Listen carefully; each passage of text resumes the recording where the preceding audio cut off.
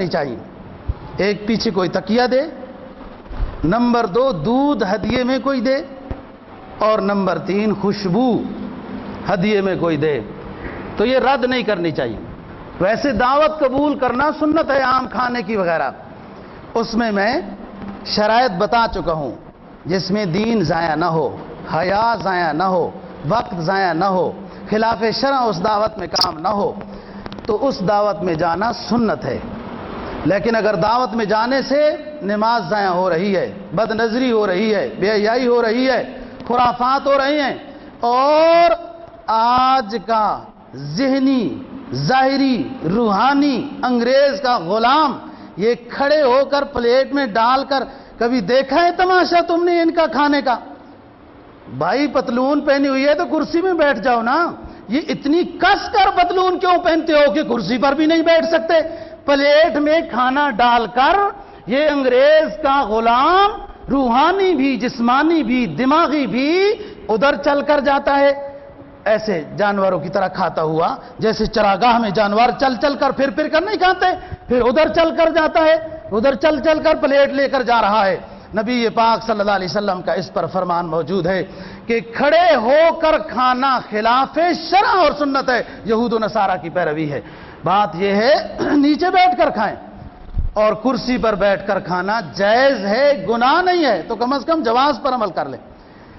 یہاں پر نیچے نشست لگا دی گئی, دسترخوان بچھ گیا, کھانے لگ گئے, تکیے لگا دیے, اب کچھ کھانا کھا رہی ہیں, اور جو فروٹ کھانے کا نمبر آیا تو ہر کسی نے چھریاں بھی اپنے ساتھ لے لی.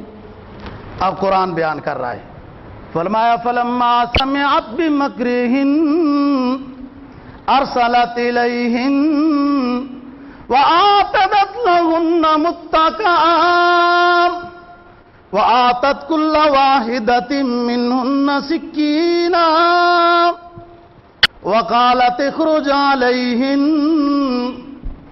فلما رأینہ اکبرنہ وقطعن ایدیہن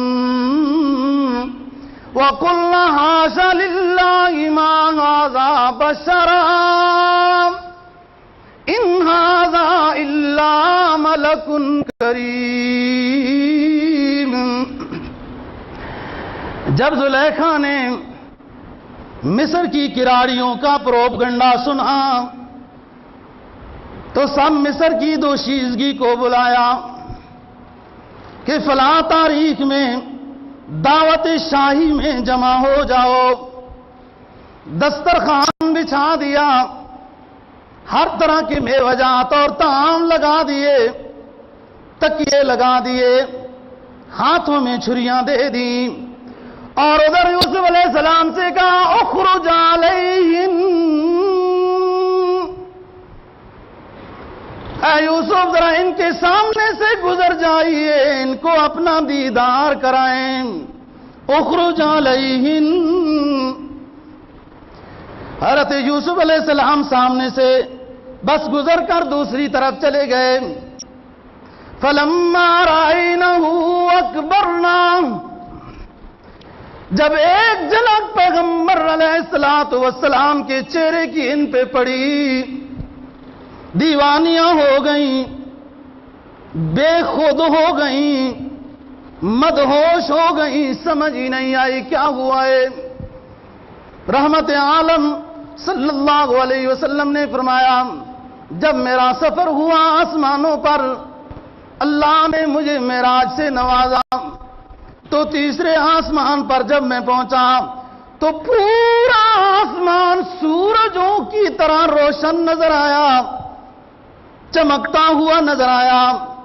میں نے پوچھا جبرائیل یہ کیا بات ہے؟ جبرائیل علیہ السلام نے عرض کیا اللہ کے حبیب, اس آسمان میں آدھا حسن لے کر آپ کا بھائی حضرت یوسف علیہ السلام بیٹھا ہوا ہے. پورا آسمان حسن یوسفی سے چمک رہا ہے. اب یہاں سے حضرت یوسف علیہ السلام جب گزرے پوری طرح ان کی نظر بھی نہیں پڑی, وہ آنکھیں نیچے کرتے ہوئے رومال سر پہ ڈالتے ہوئے گزر گئے. لیکن سورج دوستو جب کمرے سے گزرے گا تو روشنی تو دے گا نا۔ یہ اللہ کا جلیل القدر پیغمبر حسن آتاب جو 2 حصہ حسن یا نصف حسن لے کر رکھا ہوا ہے اس نے، اب یہ دیکھتی رہ گئی۔ فلما رأینہ اکبرنا، جب دیکھا پیغمبر کے حسن کو تو مرعوب ہو گئیں، روب میں پڑ گئیں۔ اور کیوں نہ پڑے روب میں، اللہ کی خصوصی تجلی کا مرکز ہوتا ہے ہر پیغمبر، اللہ کی خصوصی تجلی کا مرکز ہوتا ہے ہر پیغمبر علیہ الصلوۃ والسلام۔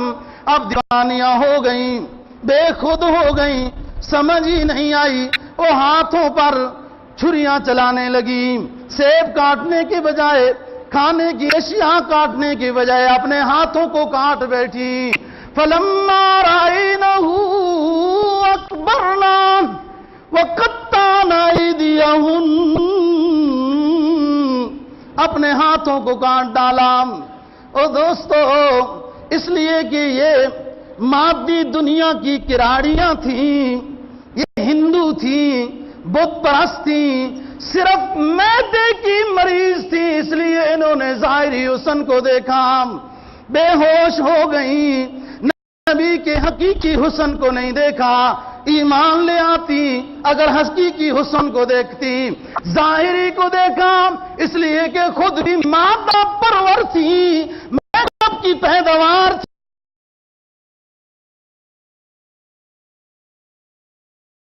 تھی، ہسپتالوں میں پیدا ہو کر بازاری دودھ بچوں کو پلانے والی جب ہوں گی تو یہی ہوگا۔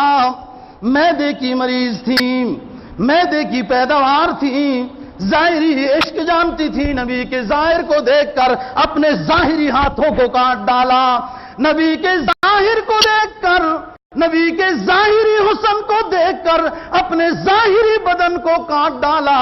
اس اشکال کو دور کرنے کے لیے حضرت عائشہ صدیقہ رضی اللہ تعالی عنہا فرماتی ہیں، فرمایا لواخا زلیخا لو رائنا جبینہ،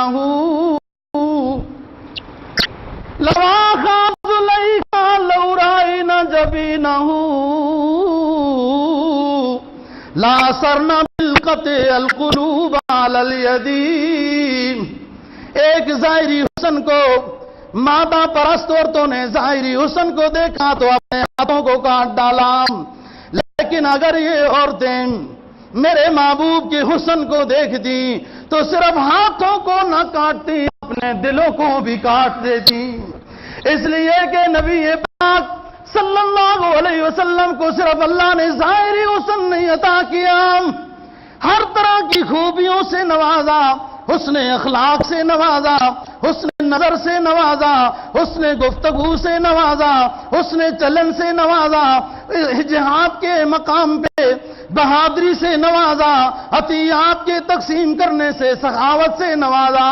لواخا زلیخا لو رائنا جبینہ لا سرنا بالقطع القلوب علی الیدین۔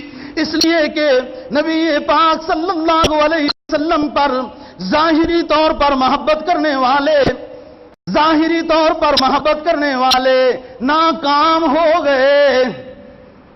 اور گھی کے چراغ جلانے والا ابو لہب بھی، ابو جہل بھی، آپ کے دوسرے چچا بھی آپ کی ولادت پر خوش ہونے والے، ظاہری محبت کرنے والے نبی پر ناکام ہو گئے، اور جنہوں نے نبی کے ساتھ حقیقی محبت کی وہ کامیاب ہو گئے۔ اس لیے تو شیخ سعدی نے کہا کہ حسن یوسف دم عیسیٰ ید بیضاداری، حسن یوسف دم عیسیٰ ید بیضاداری، آچ خوبا ہما دارن تو تنہا داری۔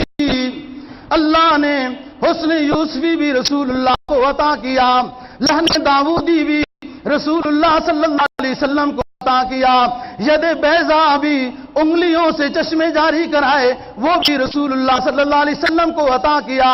دم عیسیٰ وہ اس میں اعظم جو حضرت عیسیٰ علیہ السلام پڑھ کر دم کرتے تھے تو اس کو شفا ملتی. آپ کے لعاب دہن میں اللہ نے وہ معجزہ رکھا کہ مریض پر آپ اپنے لعاب کو پھیرتے جا رہے ہیں اور شفا ملتی جا رہی ہے. تمام خوبیاں تمام انبیاء کو ایک ایک کر کے اللہ رب العزت نے عطا کی ہیں اور سرکار دو جہاں صلی اللہ علیہ وسلم کو تمام خوبیوں کا مجمع بنا دیا. اس نے یوسف دم ید بیزاری خوبا ہما دارن تو تنہا داری. اب انہوں نے ہاتھ کاٹ ڈالے. نبی پاک صلی اللہ علیہ وسلم کو عقیدت کی نظر میں دیکھنے والوں نے ہاتھ نہیں کاٹے. اسلام کی اشاعت کے لیے جانوں کے نذرانے پیش کر دینا بھی آسان سمجھا ہے. یہ وہ لوگ ہیں جنہوں نے نبی کے ساتھ کی محبت کی. وہ مادہ پرست ہیں جنہوں نے نبی کے ظاہر کو حسن دکھانا کام ہو گئے.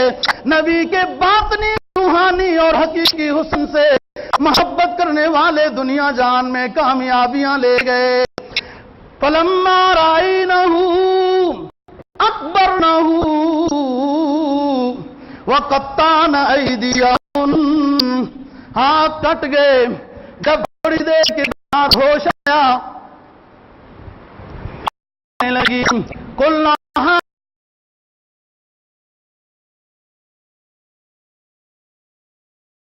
للہ ما ھذا بشرا ان ھذا الا ملک کریم. کہنے لگی اللہ کی قسم یہ انسان نہیں معلوم ہوتا, یہ تو کوئی مبارک فرشتہ ہے.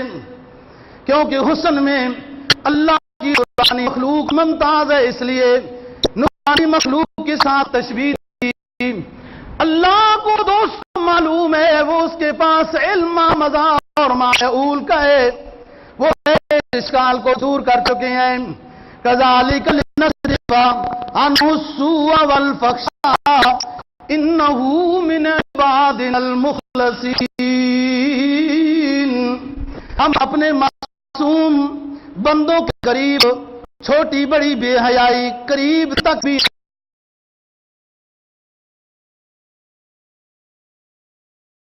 نہیں آنے دیتے. ان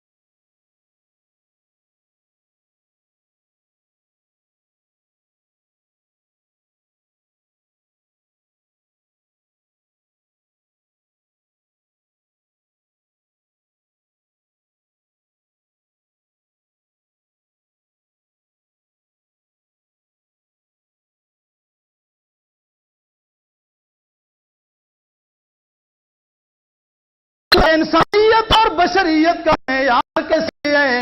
انہوں نے مصر کی کھلاڑیوں نے وہ دسترخوانوں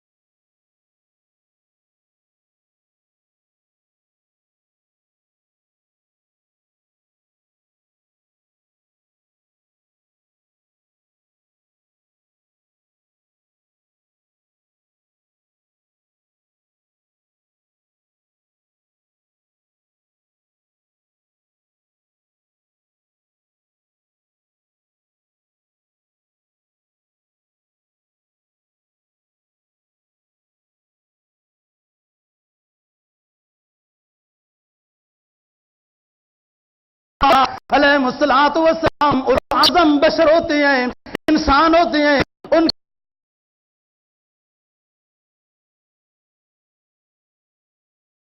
کے والدین بھی ہیں، ان کے بھائی بہن بھی ہیں، ان کے چچے بھتیجے بھی ہیں، وہ کھاتے پیتے بھی ہیں، وہ آرام کرتے بھی ہیں، وہ تھکتے بھی ہیں، وہ ہیں، پریشان بھی ہوتے ہیں.